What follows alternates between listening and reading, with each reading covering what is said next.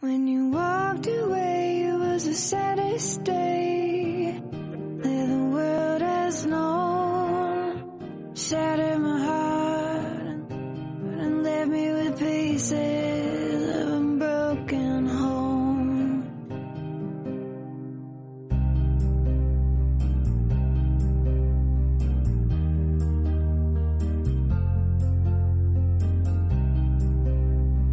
Ay, sepamos la verdad.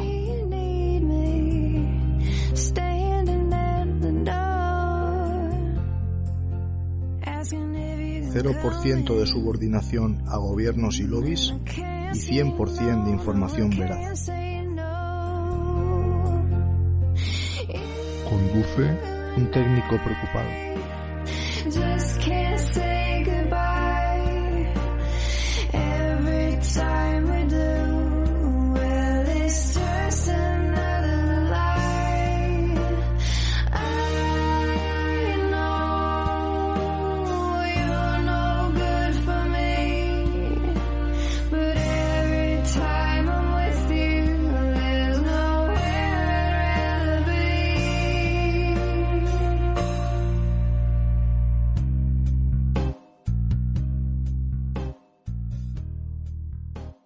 Hola amigos y amigas de Sepamos la Verdad, esta nueva etapa que he empezado. Este programa va a ser un compendio de otros programas donde voy a mostrar pues los invitados que he traído hasta ahora en los antiguos programas de Canal Cero y con algunos textos nuevos.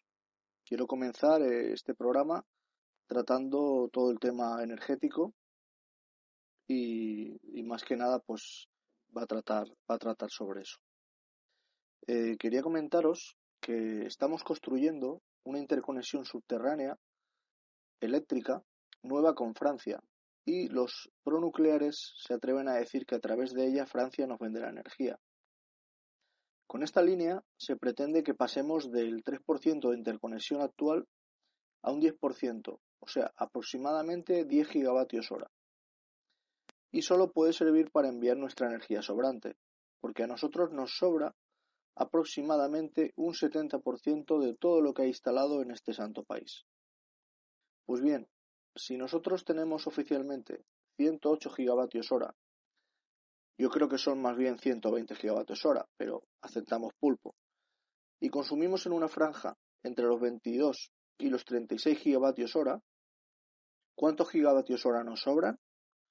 Pues bastante más de esos 10 gigavatios hora que si no paran en Francia, que pararán, vaya si pararán en otro país. En el PDF de este proyecto, que se llama INELFE, queda claro que es para extraer nuestra energía sobrante, creada en instalaciones que emplean energía renovable, la que circulará por las redes francesas, porque ellos de eso poco. Allí se remarca y destaca que este proyecto es para aprovechar al máximo la electricidad procedente de fuentes renovables. Sobre este tema me gustaría contar que España es uno de los países con el margen de reserva más amplio de todos los países occidentales. Voy a explicar un poquito lo que es este margen. Para calcular el margen de reserva de nuestra red necesitamos conocer tres factores. El primer factor es el llamado MRG o margen de reserva de generación. Como tenemos parados casi todos los ciclos combinados, y según Iberdrola este margen es grande, de casi 30 gigavatios hora, estos datos son del 2010, posiblemente ahora sea bastante más, un poquito más, y ya que cobran sumas astronómicas en concepto de disponibilidad, pues que estén preparados para empezar a generar, digo yo. Por otro lado tenemos lo que es el factor que se llama DI o demanda interrumpible. Esto, por si no lo saben nuestros oyentes, se trata de un convenio entre las empresas eléctricas y los grandes consumidores vía subvención del Estado para que sean avisados y, dada la circunstancia de un preapagón, se queden fuera de la red. O sea, les sea cortado el suministro eléctrico para compensar la demanda de ese momento. A veces simplemente para gestionar las tensiones en la red. La última orden vasta de interrumpibilidad se produjo en diciembre del 2009 en el sur de España. Sí que es cierto que se han mandado órdenes de interrumpibilidad a algunas empresas de estas grandes. Yo personalmente he hablado con algún técnico de alguna de estas empresas y sí que me han corroborado que este año pasado, por ejemplo, les llegaron algunas órdenes de interrumpibilidad, pero digamos que a nivel nacional de la red, que sea por algún motivo que pueda desestabilizar la red, la última orden grande se produjo en el 2009. Solo se pueden sumar a estas primas los grandes consumidores de más de 100 megavatios. O sea, estas grandes industrias a las que la luz le sale bastante más barata por este y otros motivos que a un pequeño consumidor. Luego tenemos otro factor que se llama CI o capacidad de interconexiones. Actualmente gozamos de unos 10 gigavatios hora que serán ampliados en breve gracias al proyecto INELFE, pasando a unos 15 gigavatios hora en breve y ampliables hasta los 25 gigavatios hora en el futuro. Este proyecto consiste en enterrar unas líneas de corriente continua entre Francia y España y hacer una interconexión con las líneas de alta a través de sendas subestaciones que pasen de energía alterna a continua y otra vez la vuelvan a convertir a alterna en la frontera francesa. Todo esto hace que nuestra capacidad bruta de 108 gigavatios hora oficiales y nuestra capacidad efectiva, que es la suma de la demanda bruta coincidente y el margen de reserva, sean bastante grandes y parecidos. Yo calculo a grosso modo que esta capacidad efectiva sería de 36 gigavatios hora del pico máximo actual, ya que no volveremos en mucho tiempo a los 45 gigavatios hora de nuestra burbuja, más los 30 gigavatios hora del margen de reserva de generación, más los 6 gigavatios hora de la demanda interrumpible y sumados a los 10 gigavatios hora actuales de la capacidad de interconexión, todo esto nos arrojaría un total de 82 gigavatios hora. Estos 82 gigavatios hora, que descontándole aproximadamente un 25% en concepto de fallos, degradación, causas ajenas y al mantenimiento de equipos, nos arroja una potencia de margen de reserva operativa más demanda bruta coincidente de 61 gigavatios hora. Y esa, y no otra, sería la potencia bruta instalada mínima que precisaríamos en estos momentos. O sea, necesitaríamos menos de 62 gigavatios hora y tenemos, según red eléctrica, instalados 108 gigavatios hora. O sea, nosotros hemos tenido un pico máximo de demanda de 45 gigavatios hora en plena burbuja inmobiliaria y tenemos instalada la friolera de 108 gigavatios hora, lo que nos arroja un margen de reserva del 59%. Vamos por último a comparar estos valores con dos países del entorno, digamos, económico similar al español, como son, por ejemplo, México. En el informe del 2012 de la Comisión Nacional de Energía Eléctrica podemos leer los datos del 2011, del año anterior, donde México tuvo una demanda media de 38,85 gigavatios hora, o sea, muy parecida a la actual española, y una capacidad bruta de generación, ojo, de tan solo 54 gigavatios hora, lo que deja un margen de reserva operativo del 24%. O lo que es lo mismo, en México hacen los deberes. Veamos ahora el caso de Francia. En Francia, su pico máximo de demanda en el año 2010 fue de 96 gigavatios hora y ellos tienen una capacidad bruta instalada de 123,5 gigavatios hora en el 2010. Así que esto nos arroja un margen de reserva operativo de tan solo un 22%. O sea, peor margen de reserva que México y no digamos comparado con nuestro abultadísimo margen del 59%. Todos los autores están de acuerdo en que este valor de reserva se debe situar entre el 25 y el 30%. Así que ya veis que en España hemos incumplido totalmente todas las premisas técnicas y hemos instalado pues una potencia operativa totalmente desmedida para nuestro consumo, ya que dudo mucho que volvamos al pico de la burbuja inmobiliaria de consumo, de esos 45 gigavatios hora, y esto es lo que hay. Tenemos una cantidad de instalaciones que no se van a poder llegar a gastar y que, sin embargo, tenemos que pagar por ellas, por su mantenimiento, el día a día. Y se ha llegado a instalar 1 gigavatio, o sea, 1 megavatio instalado de tecnologías de solape por cada megavatio instalado de tecnologías renovables. Esto, desde luego, ha sido una verdadera locura porque previamente teníamos ya instalado un montón de energía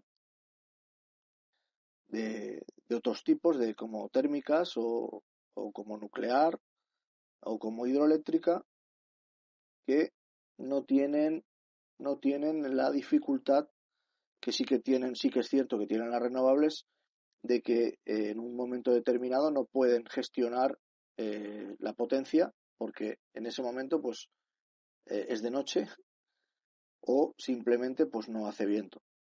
Pero para ello hay otros tipos de tecnologías auxiliares que sí que se deberían de estar empleando en estos momentos, como por ejemplo son el bombeo hidráulico de agua,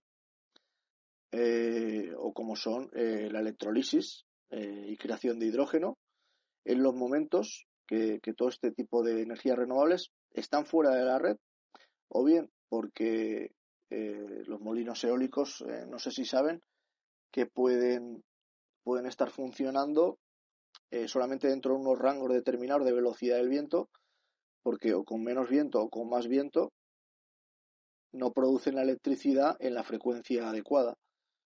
Entonces esto obliga, y también por seguridad, obliga a que tengan que estar parados. Pues en estos momentos, en ese tipo de momentos, sí que podrían estar produciendo para el futuro, o sea, almacenándolo en forma o bien de hidrógeno o en forma de bombeo hidráulico para luego turbinar ese agua y hacer luz en los momentos que así de pico de que se necesite esa producción.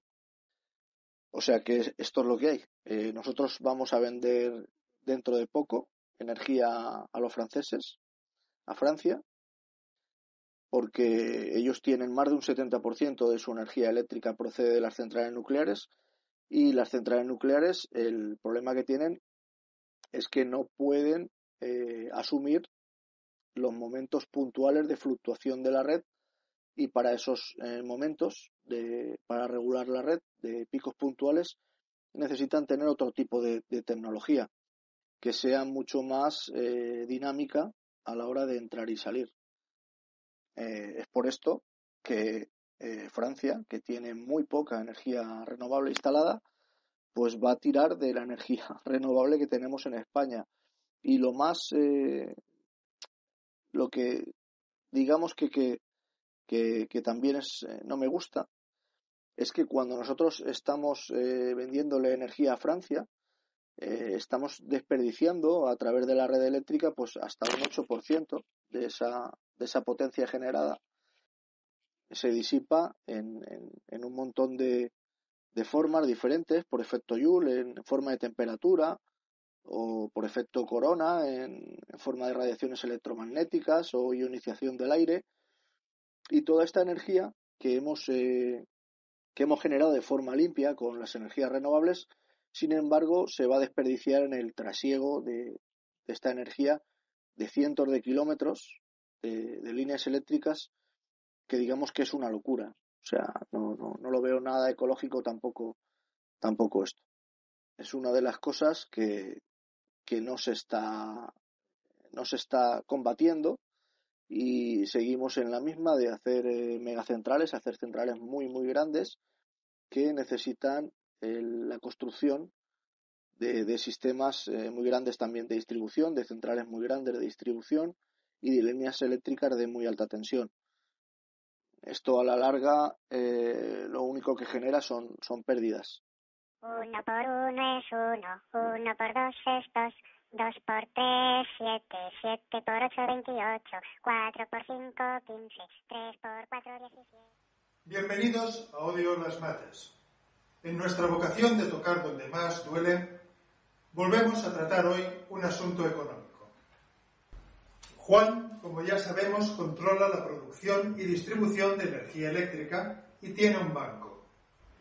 El hecho de ser productor y distribuidor, es decir, oferta y demanda, es muy conveniente para fijar los precios de forma intachable por los mercados. Supongamos que el coste de una unidad de energía es para Juan de 5 euros y que le gustaría vendérselas a Paquita por 10.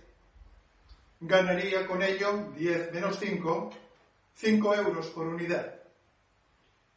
Pero en lugar de esto, habla con su amigo Rodolfo, representante democrático de Paquita, y le propone vender cada unidad por 8 euros y que le dejen a deber 2. Rodolfo acepta en nombre de Paquita. ¿Por qué? Veamos qué pasa en el futuro. Paquita ha consumido 10 unidades de energía a razón de una al año. Ha pagado por ellas 80 euros. Y ha acumulado, sin enterarse, una deuda de 2 euros cada año. Total, 20 euros. A esta deuda se la llama déficit de tarifa. Desde el punto de vista de Juan, su compañía eléctrica ha cobrado 80 euros y se le deben 20. Entonces, su banco le financia a su compañía esta deuda. Así, la compañía ingresa el total que Juan inicialmente quería, aunque, lógicamente, tendrá que devolver este dinero al banco y pagarle intereses. Pero lo hará Paquita. Ha llegado el momento de reclamarle la deuda. Rodolfo autoriza inmediatamente a la compañía una subida de precios por dichos conceptos. Así queda ahora la factura de Paquita. Para que su deuda no aumente más, pagará a partir de ahora cada unidad de energía a 10 euros, más una parte de la deuda contraída, pongamos 2 euros al año, más los intereses de financiarla, pongamos otros 2 euros. Total, 14 euros por unidad. Si Juan no hubiera creado la deuda para Paquita, ganaría, recordemos, 10 menos 5, 5 euros. De esta manera gana esos 5 más 2 de intereses para el banco, 7 euros. Y, como ya sabemos, 7 es mayor que 5. Si lo han entendido, sabrán por qué era mejor no entenderlo. Muchas gracias por su atención. Tuvimos a muy buenos contertulios en los programas que realicé en Canal Cero para explicar todo este tema del déficit de tarifa, como por ejemplo Ciudadano Preocupado.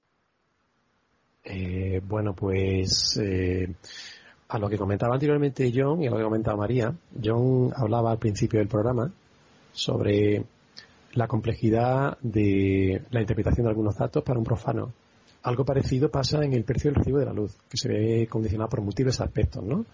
Pero digamos que uno de los mayores problemas que presenta la interpretación del recibo es la excesiva complejidad de las diferentes partidas que al final dan como resultado el precio final. Entonces, estas partidas, aunque están detalladas, pues inducen a confusión deliberada, ¿eh? Y por supuesto esta confusión siempre está alineada con el beneficio de la empresa comercializadora del fluido eléctrico, que por cierto son las mismas, aunque con distintas denominaciones sociales o de legislación de la empresa generadora, ¿no? Entonces hay mucho oscurantismo en un simple recibo. Un recibo que presenta irregularidades legales, puesto que cobra un IVA de un impuesto previo, que yo realmente no sé si a nivel legislativo, porque carezco de esos conocimientos, se puede cobrar un impuesto sobre un impuesto, ¿no? Entonces no nos ha de extrañar, por ejemplo, que el recibo de la luz sea pues una especie de arcano de difícil comprensión, puesto que, aparte de eso, España no es un país transparente, ¿no? Una prueba de ello es que, por ejemplo, en esta semana se está tramitando la denominada Ley de la Transparencia, que ya lleva vigente más de una década en países en los que se puede considerar la existencia de una verdadera democracia, como el Reino Unido, ¿no?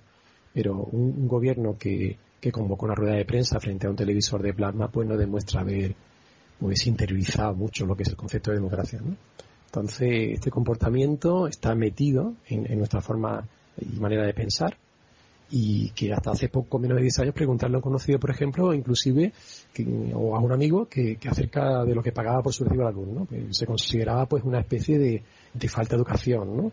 Entre otras cuestiones porque a nadie le incumbe pues cómo gastamos o dejamos de gastar, ¿no?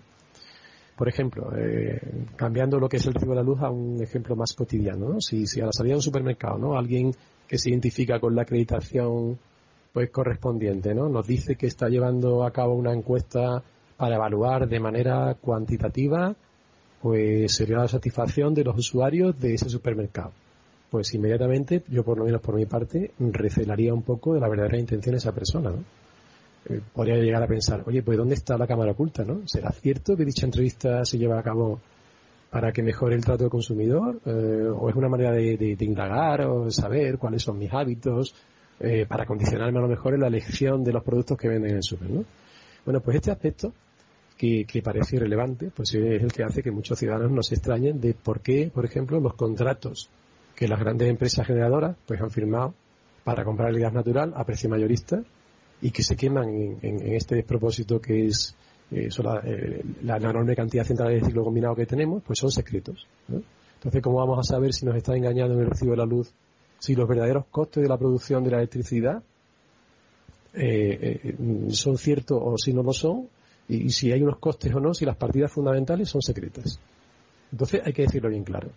El mercado eléctrico español es un oligopolio ineficiente en la formación de precios. A lo mejor después, quizá John, que es el economista, nos da su opinión, ¿no?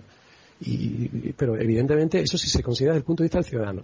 Pero desde el punto de vista de los que deciden la regla del mercado, que hay que usar para establecer el precio del recibo, es extraordinariamente eficiente.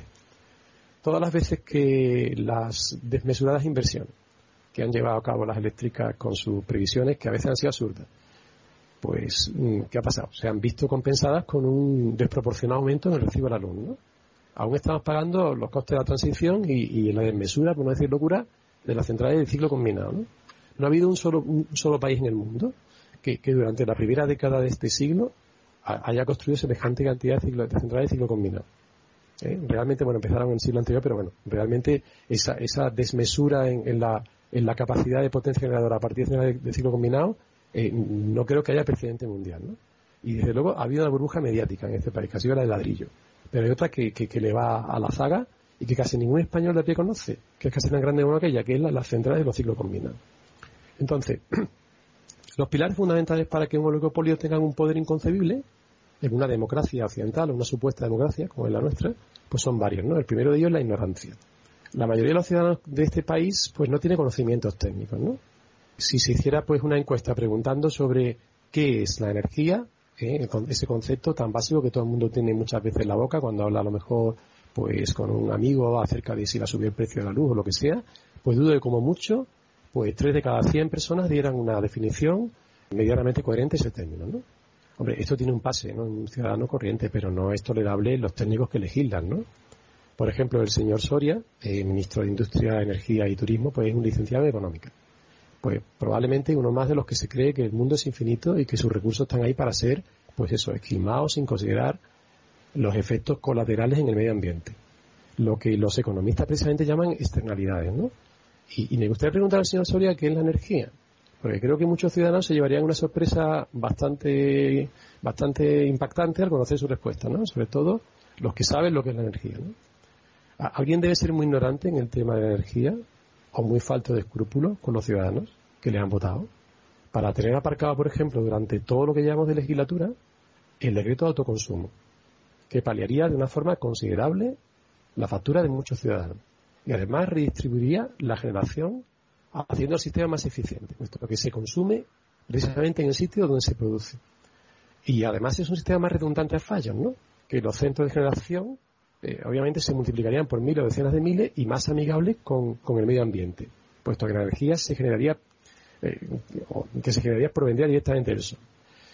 Sin embargo, este señor ministro, por llamarlo de alguna forma, pues se ha dado una prisa extrema para sacar 2 decretos en menos de 15 días para llevar a cabo pues el fracking, que es una de las técnicas con una tasa de retorno energético más baja que hay y de las más contaminantes del mundo, ¿no?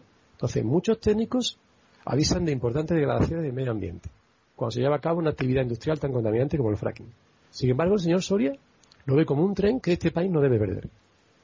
Entonces, esto solo se entiende si uno solo vela por los intereses de los grandes grupos energéticos. Es una mentalidad completamente cortoplacista, donde la sostenibilidad de los recursos podrían por su ausencia. Entonces, ¿qué se puede esperar de la mentalidad de un político que solo toma decisiones con un horizonte temporal de una legislatura? Bueno, pues cualquiera que sea un poco malicioso puede concluir fácilmente que el señor Soria tiene un solo objetivo, y es un sillón, es decir, su sillón en un consejo en cualquiera de estas empresas a las que no deja de hacerle favores, ¿no? Y como no, también tuvimos a Antonio Moreno Alfaro, que nos explicó muy claramente todo el robo y el atraco al que estamos siendo sometidos todos los consumidores mediante la utilización de contadores electromecánicos que terminan midiendo de más sin pasar un control metrológico, y también a través de las tarifas del precio del alquiler de dicho contador en el BOE, utilizando datos falsos suministrados por las empresas, las cuales se ha probado de que se unían en una especie de mafia llamada Grupo Contact. Él nos explicó muy bien el déficit de tarifa. No, el déficit de tarifa, tengo datos. Me ha gustado un comentario que habéis hecho al principio, de que utilizan una literatura ininteligible para que no. Yo lo voy a explicar como un abuelo le explica una cosa a un nieto. O sea, voy a explicar el déficit tarifario de la forma más simple posible, porque el déficit tarifario en este momento son 37.000 millones de euros. El déficit tarifario es la diferencia entre lo que las compañías eléctricas creen que deberían de cobrar y lo que cobran. Entonces, ¿qué creen las compañías eléctricas que deberían de cobrar? Bueno, pues hay una serie de costes, de ellos 3 que son fundamentales, que es el coste de la energía, de los kilovatios hora, los costes del transporte de esa energía y los costes de la distribución de esa energía. Hay más, pero son muy pequeños relacionados con estos 3. Hay 2 etapas desde el año 2000 hasta el segundo semestre del 2009 y desde el segundo semestre del 2009 hasta ahora, para el cálculo de la tarifa eléctrica. Desde el año 2000 hasta julio de 2009 se calcula de una forma la tarifa eléctrica, y desde el 1 de julio del 2009 hasta ahora se calcula en función de la tarifa CESUR, que es el acrónimo de compra de energía para el suministro de últimos recursos. Son 37.000 millones de euros. Llevamos pagado 11.000 millones de euros y seguimos debiendo 26.000 millones de euros. Esa sí que es una auténtica estafa, porque el déficit tarifario no existe, porque está basado en datos falsos suministrados por las compañías eléctricas al ministerio, como en el caso de los contadores. En los 2 programas que grabé junto a Antonio, titulados el Amperio contra Antonio, que os recomiendo encarecidamente que escuchéis, pues nos explicó un montón de temas que están ahí y que todavía nadie ha movido, y que el día que salgan a la luz pública pues van a causar una conmoción, porque evidencian la corrupción que hay en todo el sistema judicial, ya que él ha sido denunciado injustamente cuando él ha sido el que ha descubierto toda una trama de corrupción de estas empresas de los contadores, y aparte el propio Estado ha estatalizado todo este tema, ¿no? También. Desde el 2009 nuestro gobierno aprobó un Real Decreto que concedía a las compañías eléctricas un regalo de 10.000 millones de euros encubierto bajo el eufemismo de déficit tarifario, correspondiente a los ejercicios 2001 a 2008. Se ha institucionalizado el fraude contable iniciado en 2001. Así pues, el gobierno, todos los gobiernos que han venido desde entonces, aumenta los impuestos y recorta presupuestos vitales en sanidad, investigación y educación, pero regala en plena desaceleración 10.000 millones de euros a compañías que afirmaban que tenían déficit, pero cuyos presidentes y consejeros se autoasignan ingresos propios de jeques del petróleo. Compañías que siguen repartiendo beneficios. Se siguen regalando miles de millones de euros a las eléctricas, como podemos comprobar en el último informe elaborado por la CNE sobre inspecciones y liquidaciones titulado Informe sobre los resultados de la liquidación provisional número 11 de 2012 y verificaciones practicadas en el sector eléctrico. Allí podemos darnos cuenta que aunque los ingresos brutos totales correspondientes a esta liquidación han aumentado casi un 16% respecto al año anterior, el consumo ha descendido. Raro, ¿no? La cantidad correspondiente a la prima del régimen especial asciende a 8.012 millones de euros, un 24,6% superior a lo previsto a comienzos del ejercicio, y por tanto se intenta achacar a las energías renovables que el déficit que asciende a 4.072 millones de euros es culpa suya. Esto es incierto. Leo textualmente, abro comillas. El hecho de que, en relación al ejercicio anterior y a la previsión de enero, los ingresos aumenten en tanto que la energía disminuye, la gente cada vez consume menos, esto lo digo yo, se debe al incremento de los precios de las nuevas tarifas de acceso, cierro comillas. Me hace gracia cuando dicen textualmente que no añaden el incremento de eficiencia en la lectura-facturación que han obtenido los distribuidores en los últimos tiempos y que por tanto se subestima el déficit en las primeras liquidaciones del ejercicio. O sea, que según ellos aún debería de ser mayor.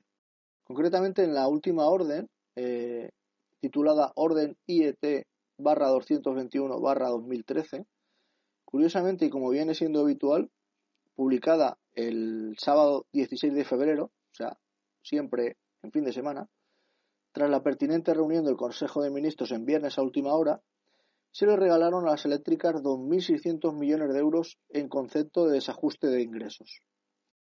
Pero del déficit de tarifa hemos hablado también con más gente en este programa. Hablamos con Mario de ECO sobre este tema.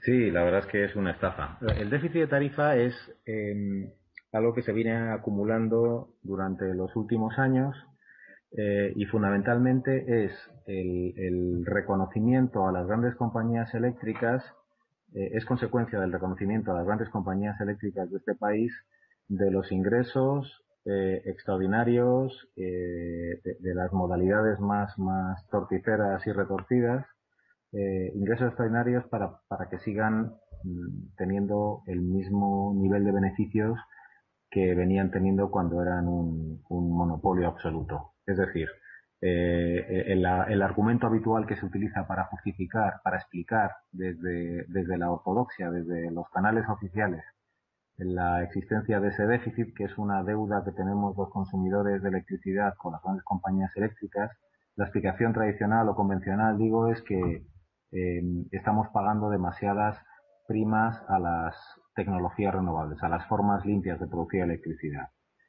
Y, sin embargo, la razón real es que esas tecnologías limpias compiten expulsando a la forma de producir electricidad sucia y contaminante y peligrosa, pero sin embargo eso no tiene efecto en la cuenta de resultados de las grandes compañías eléctricas. Están vendiendo menos electricidad a un precio menor del que venderían si no existieran las renovables y sin embargo, milagrosamente, sorprendentemente, eso no afecta a sus cuentas de resultados. ¿Por qué? Porque el regulador y las prácticas oligopolísticas de estas grandes compañías se ocupan de compensar la pérdida de ingresos que le supone esa competencia de las renovables con otros ingresos, como decía antes, determinados de la forma más arbitraria para que sigan dando beneficios. Es decir, la razón de que exista déficit de tarifa son los beneficios que siguen dando las compañías eléctricas en estos últimos años.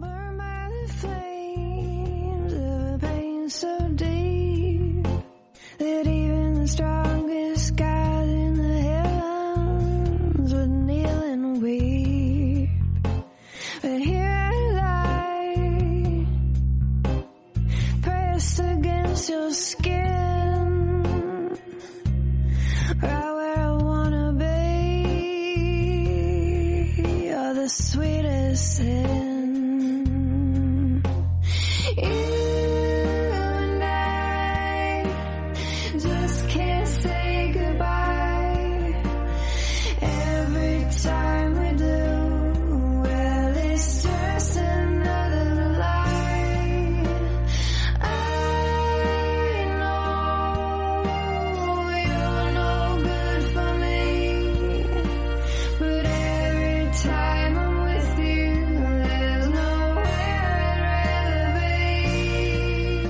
be. Y como no podía ser de otra manera, también estuvimos hablando del nuevo impuesto al sol, la verdadera locura que nos impide estar generando energía limpia mientras que seguimos consumiendo petróleo y gas de países del extranjero. Claro, ese es lo que yo le llamo un derecho de pernada. Claro, es que el delincuente, el gobierno, la parte del gobierno delincuente responsable de la estafa, que por lo visto tiene un poder brutal, como la opinión pública no habla, cada vez aprieta más las tuercas y le da nuevos derechos de pernada a las compañías eléctricas. Entonces, que carece de sentido que una persona que tiene una instalación eléctrica en su casa y sale un nuevo elemento que se llama panel fotovoltaico, que resulta que recibe energía solar, siendo el sol patrimonio de la humanidad, y convierte esa energía que le da el sol en kilovatios hora. Entonces, este señor se gasta su dinero, compra el panel fotovoltaico, lo conecta a la red, y esa energía que produce el panel fotovoltaico la aprovecha.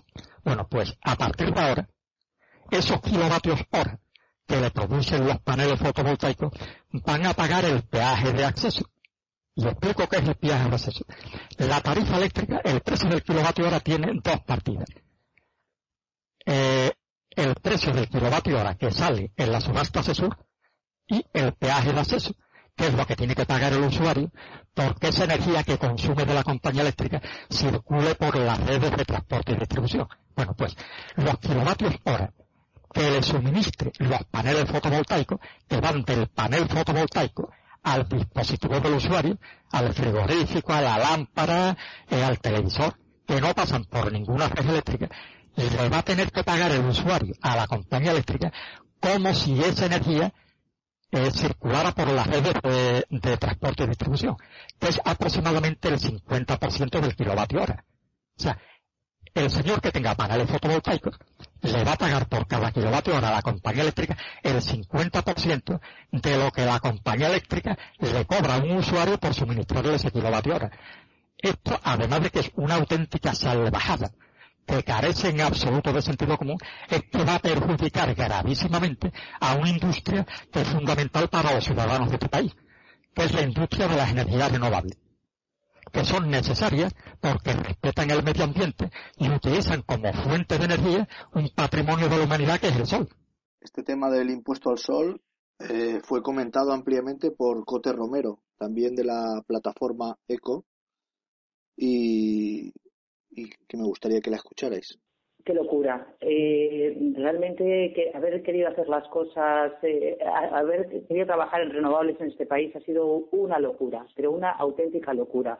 Porque además nos encontramos que a partir del año 2008 la legislación iba cambiando constantemente. Entonces, pues muy complejo, porque hemos tenido que intervenir pues con muchísimas administraciones locales, de la comunidad autónoma, estatales, con compañías eléctricas y un sinfín de agentes y de requisitos que ha hecho que esto sea verdaderamente complejo para que un ciudadano pudiese hacerse una instalación a título individual. Realmente imposible. Había un decreto que obligaba a la simplificación administrativa y nos encontramos que esto sigue siendo muy arcano para la ciudadanía en su conjunto. Si quieres hablamos del autoconsumo, que es otro tipo de instalaciones, no tiene nada que ver con estas instalaciones, las de régimen cooperativo, que aún hay disponibilidad para que las personas puedan participar. Toda su electricidad que generan, la electricidad limpia, la van a inyectar al mercado de la electricidad, la van a inyectar en el sistema. Tiene mucha importancia ecológica porque cada kilovatio hora que entra limpio en el sistema, por la forma que es el mercado, que es un mercado marginalista, va a desplazar los kilovatios sucios de la quema del gas, del fuel o del carbón. Entonces tiene mucho sentido ambiental y aparte que también fomenta la cooperación y la colaboración entre los ciudadanos. Hay otro sistema que es el que todos llevamos abogando desde hace muchísimos años, que es el autoconsumo. El autoconsumo, hay instalaciones de autoconsumo desde hace muchísimos años en el ámbito industrial. Para el ámbito doméstico y para el ámbito industrial se reguló un autoconsumo muy limitante en noviembre del 2011. Y es limitante para el ámbito doméstico porque no había una compensación de saldos energéticos. No estaba regulado y no está regulado el autoconsumo con balance neto. El autoconsumo con balance neto es el mecanismo que permite que los ciudadanos tengamos en nuestras casas una instalación, por ejemplo, fotovoltaica, y que inyectemos los excedentes diurnos en la red. Porque normalmente nosotros en casa no estamos por el día, estamos trabajando, estamos en la universidad, entonces los paneles producen por el día. Toda esa electricidad que están produciendo y que no estamos autoconsumiendo porque no estamos en casa se va a inyectar en la red. De tal manera que cuando llegamos por la noche nos encontramos que tenemos derecho a compensarnos un saldo energético porque no se está inyectando por el día. Y de esta manera hacemos que la red sea un acumulador, sea una batería. Esto hace que fomenta el desarrollo de las renovables entre la ciudadanía porque nuestras instalaciones ya no van a tener que tener una batería para poder tener electricidad por la noche. Abarata mucho y aparte es que las baterías a nivel de mercado siguen siendo contaminantes caras e ineficientes. Pues nos encontramos que el ministro Soria lo primero que dijo al llegar al gobierno es que iba a regular el autoconsumo con balance neto. Ha llegado el paquete normativo de la reforma, de la pseudo-reforma y terrible reforma del mercado eléctrico y no solo no se regula el autoconsumo con balance neto, sino que el autoconsumo existente, que era muy limitante para el ámbito doméstico, porque exigía, por ejemplo, que los ciudadanos tuviesen que tributar el IVA trimestralmente. O sea, que nosotros no nos pueden poner estos gravámenes, que no es una cuestión económica, sino una cuestión práctica. Es decir, es un follón que desincentiva que los ciudadanos participemos en este sistema. Bueno, pues al autoconsumo existente, el que ya es limitante, el instantáneo, resulta que se le impone unas cargas que son absolutamente escandalosas. Escandalosas, yo no sé si habéis oído hablar del famoso peaje de respaldo que viene en la reforma. Eso es, el impuesto al sol. Pues el impuesto al sol es un peaje que se impone por la electricidad que tú vas a generar y que vas a autoconsumir de una manera instantánea, que no va a tener ningún trasvase con la red, pues se pone ahí un impuesto. ¿Para qué? Para desincentivar el fomento del autoconsumo entre la ciudadanía. Además, esto exige que tengas que tener un equipo de telemedida para mandarle la señal a la red para saber cuánto estás autoconsumiendo y exige un doble contador, o sea, más cargas económicas. De tal manera, todo eso es caro y desincentiva, pero es que además es tremendamente injusto. Es como si uno tiene unos tomates en su propia huerta y por los tomates que va a autoconsumir en su cocina, de su huerta, le ponen un impuesto pues para que el supermercado de la esquina no tenga pérdidas económicas por los tomates que tú no vas a consumir. Vamos.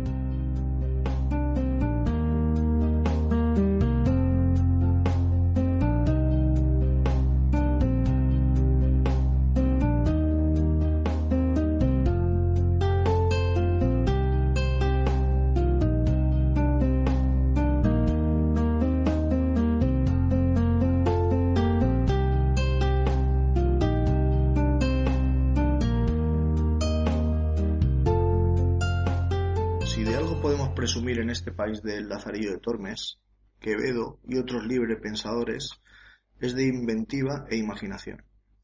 Y estas dos virtudes que tozudamente nosotros nos empeñamos en creer defectos hacen que nuestros profesionales mejor formados, los menos afortunadamente, salgan a ejercerlas al extranjero y que los que se quedan, los más, desempeñen un trabajo para el que están hipercualificados y que por tanto no les hace dar lo mejor de sí mismos.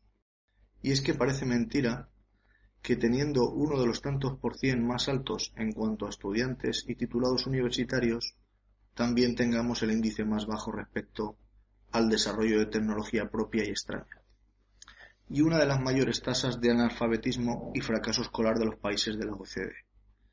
¿Por qué cuento esto? Esto lo digo porque recursos humanos haylos, pero voluntad política para despertar hay poca. Voy a poner algunos ejemplos que ilustren que solo utilizando nuestros recursos propios, tanto tecnológicos como humanos, podríamos prescindir poco a poco de la energía nuclear. Aprovechamiento de los recursos eólicos. No sé si todos sabréis que hay una gran diferencia entre la potencia instalada y la potencia repercutida en la red en cuanto a la energía eólica. Aquí el mayor problema consiste en que los generadores eólicos distorsionan la red eléctrica por sus oscilaciones de frecuencia sobre todo, y por ello las compañías los someten a unas protecciones en exceso rigurosas, más ajustadas que a otro tipo de generación eléctrica y que por tanto hacen que muchas veces el generador esté girando pero esté desconectado de la red y por tanto no aporte nada. También es evidente que como es más fácil desconectar un grupo de molinos para corregir un pico en la demanda que una central nuclear, éstas tengan prioridad en cuanto a la generación y se les destine a crear la potencia efectiva, quitando las que estas de consumo, y permanezcan siempre conectadas, por tanto. Por este motivo se ha mandado muchas veces parar a la generación eólica en beneficio de la generación nuclear. Se pueden contrastar estos datos en Red Eléctrica de España. Pues bien, si implementásemos en todos nuestros molinos, que están en lo alto de una montaña, loma, cresta o cualquier sitio similar, un circuito cerrado de turbina hidroeléctrica, bombeo y depósitos, podríamos bombear agua desde un depósito situado en una cota baja, aprovechando la energía del molino, y en este caso nos daría igual la distorsión de frecuencia, pudiendo incluso utilizar el esfuerzo del bombeo para parar el molino y no emplear los frenos eléctricos que consumen energía. De este modo podríamos impulsar ese agua a los pies del molino.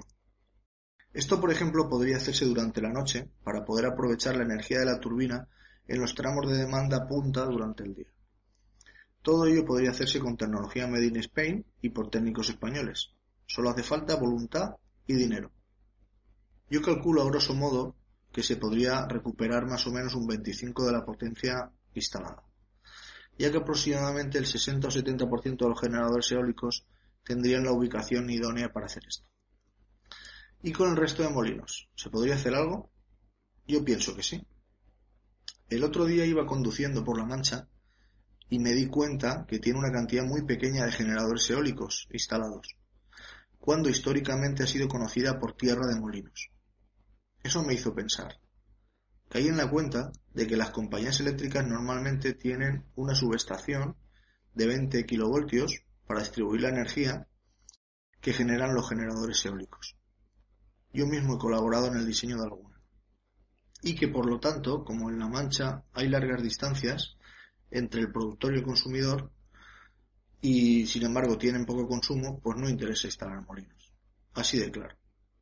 También se podría hacer algo en este caso. Yo propondría utilizar estos molinos para aportar la energía eléctrica necesaria a pequeñas plantas de producción de hidrógeno. El hidrógeno es el combustible del futuro. Cada vez nos alejamos más de los gases con más composición de carbono y nos acercamos a los que llevan más moléculas de hidrógeno en su composición. Hoy en día se podría obtener hidrógeno de varias formas, pero una forma sencilla, si disponemos de una extensión de terreno importante, sería extrayendo agua de la humedad ambiente por la noche y procesando esta agua por el día. Haría falta un catalizador para poder realizar la electrólisis de esa agua. En estos momentos se está investigando en ello y aunque digamos que hace falta más energía para romper la molécula de agua y generar hidrógeno y oxígeno que la que podemos recuperar, si realmente estamos extrayendo esa energía de un sistema renovable como es un molino eólico, esto hace que la energía sea positiva, porque estamos extrayendo energía que nos viene realmente del sol, porque el viento es una energía que se produce por el sol, por el calentamiento del aire. Estas son algunas ideas que, sin ser demasiado brillantes, creo que nos facilitarían el desconectar entre 2 y 3 reactores en un plazo de una década. Yo estuve a punto de formar parte del proyecto META que supuso el volver a recuperar todas esas mini centrales hidráulicas que estaban paradas por no tener personal o por requerir su manejo o la intervención de mucho personal. Se dotaron de controles electrónicos más modernos, seguridades nuevas y se telemandaron, se manejaron a distancia por ordenadores, por lo que ya se pudo operar a distancia y volvieron a ser rentables. Vuelvo a repetir que gente con ideas no nos falta en España. Lo que nos sobra es la gente que quiere que dejemos de tenerlo.